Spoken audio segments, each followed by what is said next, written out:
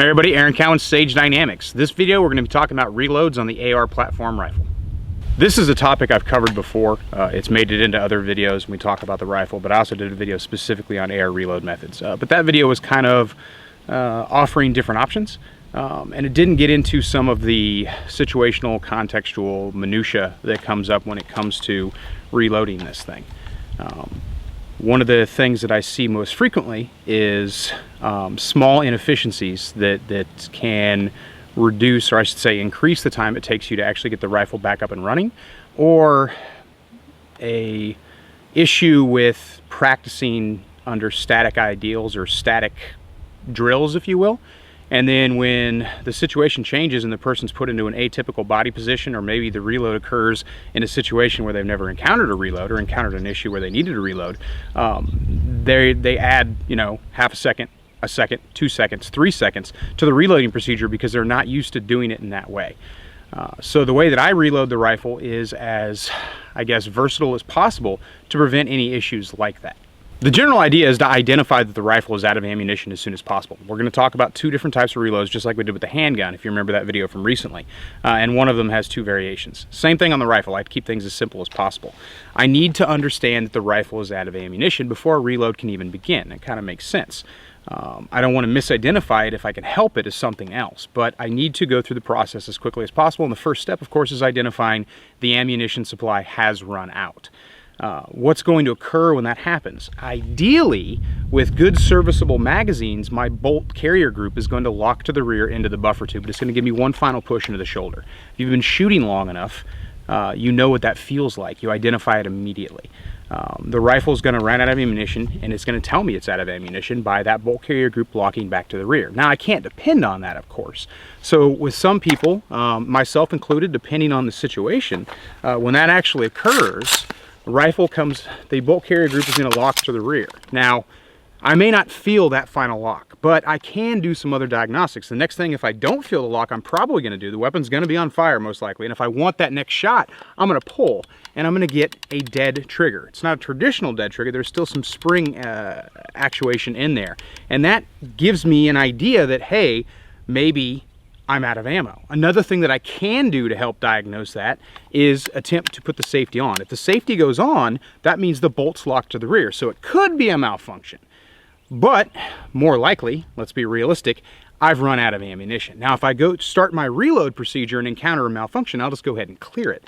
One of the things that became really, really popular in the early 2000s, and I think it goes back further than that, is as soon as you feel that lockback, or as soon as you get that trigger actuation that doesn't do anything, you'll go ahead and rotate the gun and look. That's great. That's something that you can definitely add into your reloading procedure, but it's very light dependent.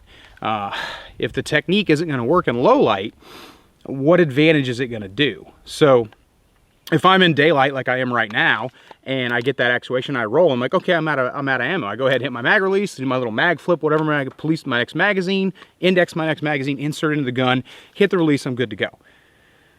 Under low light, what if I can't see my chamber? Especially since my weapon light is forward of my chamber, and if there's not ambient light available, I may still do that roll and not actually be able to see anything, so I just wasted time by doing that. It's much better to just go with the feelings that the rifle, so to speak, is going to give you in order for the reload to occur. Now, another thing I can do is if I'm going to do that roll in low light, I can literally take my support hand off the gun and put fingers in there. Okay, I feel my bolt face, I don't feel any obstructions. Now I can go ahead and roll the gun out and begin my reloading procedure, hit my release, go back to work. Another general point of contention, or general point of preference that comes up, is where do you put the rifle when you're reloading it? Do you come out of the shoulder? Do you reload it in shoulder? Do you kind of tuck it underneath in a pocket? Do you just rotate it out? I just put my rifle in the most neutral, ergonomically effective position as possible in order to have the reload take place. I want to be able to maintain a degree of control, because if I push the rifle away from my body, the weight of the rifle, depending on barrel length and accessories I have mounted on it, may make my reload a little difficult. I may become unstable when I'm trying to get that magazine in the gun. And then there's the issue of where am I reloading from? If I'm reloading from a chest rig, the rifle has to be able to clear that draw stroke. Some magazine pouches force you to come all the way up. Some have a little bit of give, which I'll get to a little bit later when I talk about reloading from the chest rig, is I'm able to pull out more than I have to pull up, and that definitely helps me, but I still got to get the rifle out of the draw path of the magazine. I also have to get the magazine out of the gun. Now, hitting the release generally, if you have good magazines and an in-spec lower receiver, you shouldn't have any problem with the magazine falling free. But if you've already noticed, I sweep my mags. Again, it's a point of preference. My personal feeling is I'm adding a step to my reloading procedure, technically speaking, but my hand is going in that direction anyway, and by coming down violently, I'm adding more velocity and more force to my downward swing. This is getting really, really pedantic, I know, but it ensures the magazine comes out of the gun. It ensures my hand goes in the general direction that it needs to go to purchase my reload magazine, index my reload magazine, and then it comes right back up and puts it in the gun. As far as positioning goes, I come out of shoulder and do a slightward rotation. As I hit the release, the hand comes off, sweeps the magazine, purchases my spare ammunition, it goes into the gun. At that point, I go to a magwell grip, hit my release, and then I slide my hand back forward to whatever grip I happen to be using at the time. So now, kind of looking at that, quote unquote, from a half speed, just going through the entire process. Identify, rifle up. Now I felt that final press. I felt that bolt carrier group lock to the rear. The trigger actuates. Release, roll, gun. Purchase magazine. Magazine in, magwell grip to release. Back up. And if no more shots are needed, safety back on once I feel comfortable with it.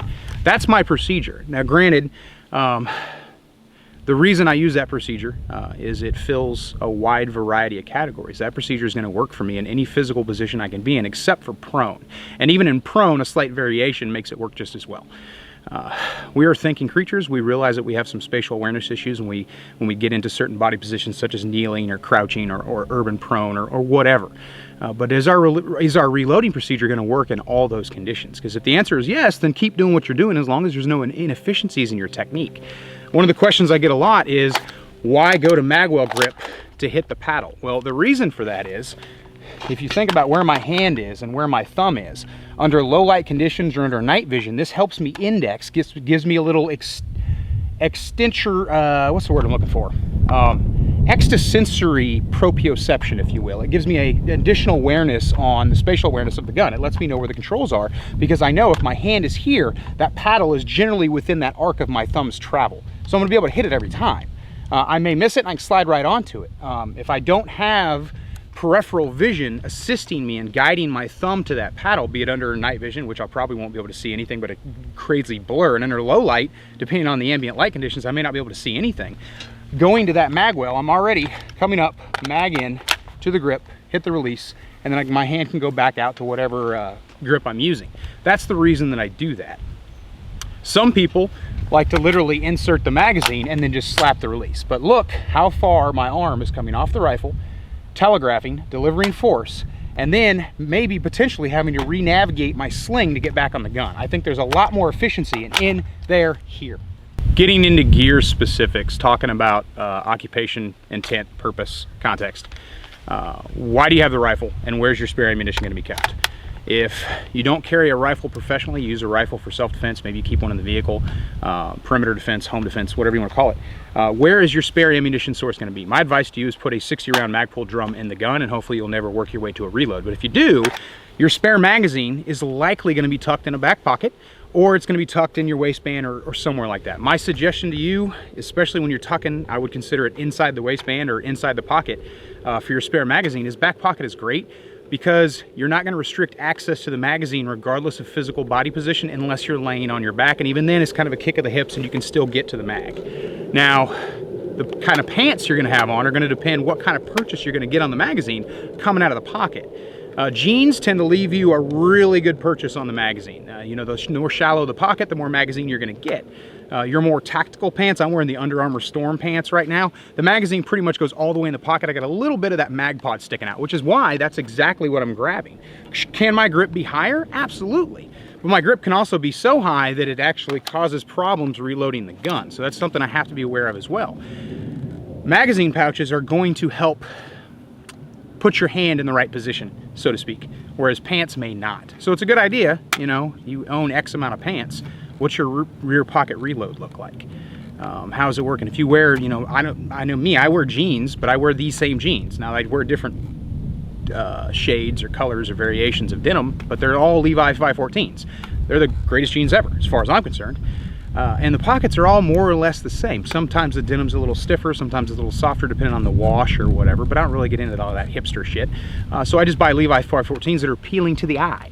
But the pockets are roughly the same, so I know what my reload's going to be like from those pockets. But if I have 19 different pairs of tactical pants, because I'm always looking for that unicorn, the pockets are going to be different. I may have to contend with Velcro, things like that. I'm not a big fan of Velcro rear pockets. I don't hang upside down a whole lot, so it's never been an issue of things just randomly flying out of my back pocket, unless I'm working a lot on the ground, and then that's just a risk versus reward situation. I'm willing to go ahead and take the risk and not doing rear pocket Velcro, because it can impede me putting magazines in and taking them out of my pocket.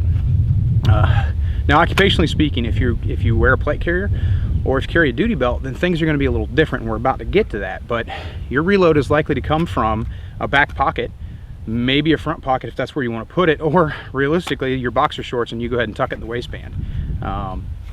Also something to check out, will your underwear support the weight of a 28 to 30 round magazine? What we've basically covered so far is the emergency reload situation. The bolt carrier group, the gun literally runs out of ammunition, bolt carrier group locks the rear, hopefully. If you have shit mags and it doesn't lock to the rear, or if maybe you've got a gas issue in your gun, maybe it's undergassed or something like that, and it's not quite kicking that bolt carrier group all the way back to where it locks, fix it. If it's a magazine related issue, throw that magazine away. Magazines are perishable items. They have a life expectancy. Once they reach a life expectancy, write training on them or crush them and throw them away. That's my personal advice. Now, coming up next, what we need to talk about is the tactical reload. Again, with handguns, I don't get too wrapped up in the procedures. I just want to do something that's completely efficient. So if I need to take this magazine out of the gun and put this magazine in the gun, what's going to be the best way to do that? Well, I can do one mag in the hand, swap over, push in.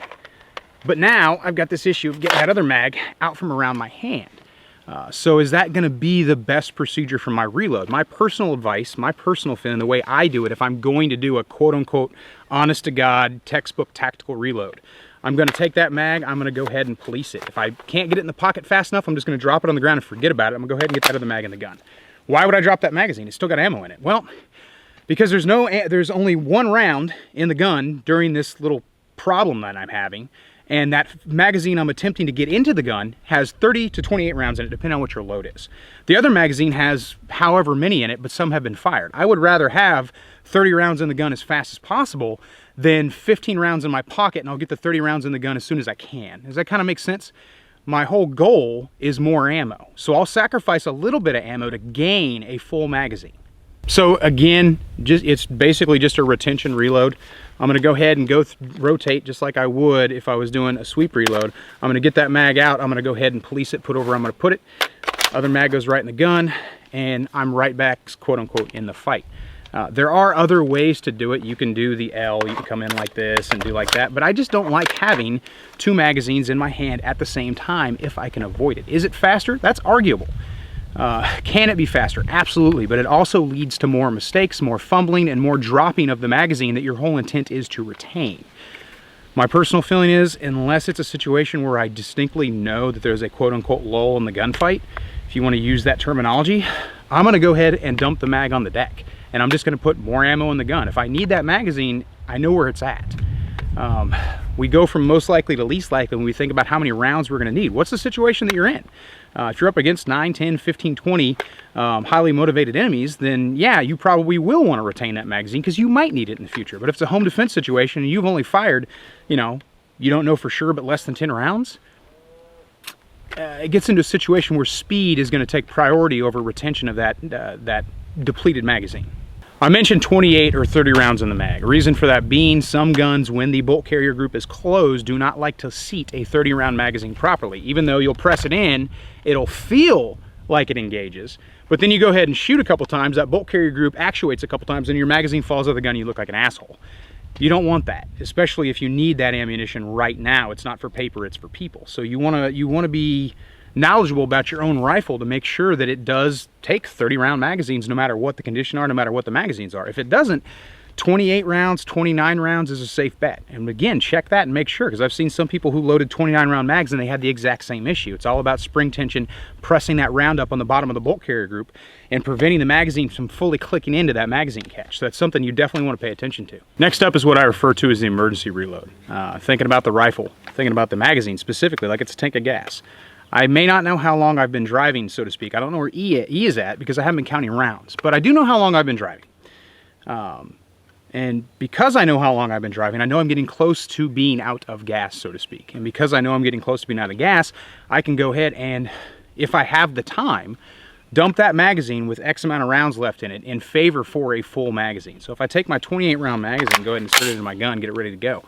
I don't, like I said, I'm not going to count rounds, so I don't know where E is at. But since I'm very, very familiar with how long it takes me to burn through a 28 round magazine when I'm on the trigger, even if it's not one continuous stream of fire, but 4 or 5 rounds here, 6, 7 rounds there, I have a rough idea how long I've been shooting. Now, I'm not going to get it completely perfect. I may give up 4 rounds, 5 rounds. I may give up 10 rounds, depending on the context of the situation. What I'm gaining is a full magazine of 28 rounds or 30 rounds, depending on what your reload is. Would you not trade 10 rounds for 30 rounds every day of the week if the situation allows you to do that, if it gives you the luxury of time to do that? This reload procedure is going to take less time than a retention tactical reload, and it's also going to take less time than a bolt lock reload because there's one step completely removed from the reloading procedure. So if I'm on the gun,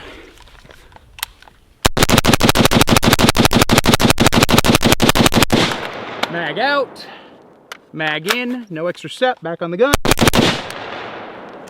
Now, I'm not sure exactly how many rounds I gave up, but I'm going to check because I'm usually right around less than 10 rounds sacrificed for a full magazine. So let's check it out. Go ahead and grab a mag here. 1, 2, 3, 4. So I gave up 4 rounds for 28 rounds in a reload. I'll take that trade every day of the week. And this is one of the things, this isn't the way to always do it, but it's a good idea to practice this type of reload. So in the unfortunate event that you actually need to do it, you can gain a little bit of time by sacrificing a couple rounds of ammunition. Because full kit is part of the conversation, maybe it's occupational, maybe it's just situational or contextual, where's your primary reload going to come from? What I mean by primary is that very first mag you're gonna grab. Most likely, at least likely, if you're going to reload, it's going to be once. But it could be twice, could be 3 times, could be 4 times. And that's where we go from most likely to least likely. I do carry on my LE kit, I carry 2 spare magazines up here and I got a 3rd one here. So I got 90 rounds of spare ammunition. I've got a 60 round drum on the gun. I can't see myself ever conceivably needing more ammunition than what I have without being able to get ammunition from an outside source, as in someone's literally throwing me mags. Maybe a guy shows up with a bag of them because shit's just gotten that bad. But that's why I said most likely to least likely. Could I need more ammo than this? Yes. Is it likely? Probably not. I feel like the older I get, the less ammo I carry, kind of thing. You know, in the military, it's 7 mags, 1 in the gun, 6 on you. But that's the military. Operating in a combat environment is going to be a lot different than a domestic law enforcement environment. I probably have all the ammunition I'll ever need right here. But in the event that I don't, my primary reload is on my belt.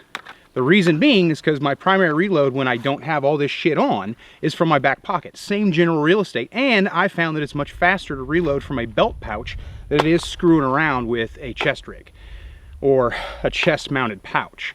These G-Code Scorpions are a bit of an exception because they do allow me to pull out to get a magazine versus being stuck by nylon or Cordura or whatever the material is, having to come all the way up and then rotate the magazine around to get it into the gun. That's the reason why I'm not a big fan of reloading from the chest as a primary reload. I go from the belt every single time. If I reload from the belt and then expend that magazine and I have a bit of time, I'm gonna work this magazine down into that belt pouch, first chance I get. So if I need to reload again, I've got another magazine ready to go. My go-to being the 60, like I said, it's unlikely I'm gonna run out of ammunition, but if I do, my reload remains exactly the same. The sweep's gonna be a little different because it's a drum mag versus a 30 round traditional shape magazine. And it's obviously gonna take me longer to run ammunition, and I also might sacrifice a little bit more ammunition because I'm not quite sure how big this gas tank is if I'm, you know, going from 3 or 4 rounds here to 5 or 6 rounds there, 10, 15 rounds there. If I'm not counting, it's hard for me necessarily to keep track unless I'm depending on just the feel and the weight of the gun. The more time I spend with the magazine, the closer I'm gonna be to being like, okay, I know I've probably only got, you know, 6, 7, 8, 10 rounds left. I could go all the way to bolt lock, or I could just go ahead and do a tactical reload. Problem with the tactical reload on a drum magazine, the actual retention reload, is where the hell am I gonna put this thing? That's one bad thing about them. They don't fit in most cargo pockets easily. I guess you could technically tuck it behind a plate carrier or even stick it in a pouch. It'll work. But it's not something I'm gonna depend on. I'm gonna go ahead and dump it, go to my next mag. Nothing else is really gonna change. It's exactly the same procedure. My primary reload is always going to come from that belt pouch unless for some reason I just don't have time after I've reloaded once to work another magazine down there for the next reload. That's my philosophy on the AR platform, reloading technique and what to do and when based on the context of the situation. Again, figure out what works for you based on your lifestyle, your occupation, and what you have available to you. If you've got magazine restrictions, you may carry more ammo. If you have to permanently affix your ammunition feeding device to your rifle, if you live in the People's Republic of California behind enemy lines over there, then you may have to do something completely different that I can't necessarily address because I don't have to work in that environment. It's something that I want to understand and be able to help students with, but it's kind of on a case-by-case basis. I generally don't have an opportunity to teach rifle classes in states like California because I don't have any rifles that are legal in the state of California. So it's very difficult for me to run out there and run a class. But like I said, figure out specifically what's going to work for you and look for those inefficiencies. Just because a reload technique looks cool doesn't mean it is the most efficient way to do something. The technique should work in any situation that you're necessarily going to find yourself in, most likely to least likely. If you don't occupationally use night vision, maybe you just own it for personal use or hunting or something like that, you're probably not going to have a real life reload under night vision like you would under maybe a home defense situation under white light or under daylight. So go with what's going to work across all spectrums of the environments that you work in. If you have home defense concerns and you work occupationally in law enforcement or military, we have a rifle. Gear restrictions may restrict where you're able to carry your ammunition. I mean, I've seen law enforcement departments before that they were not allowed to put certain gear at certain places on their belt, which is completely ridiculous to me. But those environments do exist, so you got to work with what you got. When it comes to, most likely, I'm a big fan of reloading from your person because you're probably not going to have time to throw in the Costa leg rig or the chest rig or the Haley thing or, you know, your velocity systems, whatever your gear is. You may not have time to put it on. And if you spend most of your time practicing from a plate carrier, but you don't wear a plate carrier occupationally, then you're kind of setting yourself up for inefficiency. Maybe not failure, but definitely inefficiency. If you have to reload from that pocket and you've really never done it before or never taken it seriously, that's the wrong place to be learning. You should have learned how to do it effectively before you really needed it. They generally say experience is something you get right after you need it. One of the things that we can do to make sure that doesn't happen is practice correctly to proficiency so we get the experience ahead of time, at least when it comes to the techniques that we may need to save our lives or the lives of those that we choose to protect. I'm Aaron Cowan with Sage Dynamics. Train accordingly.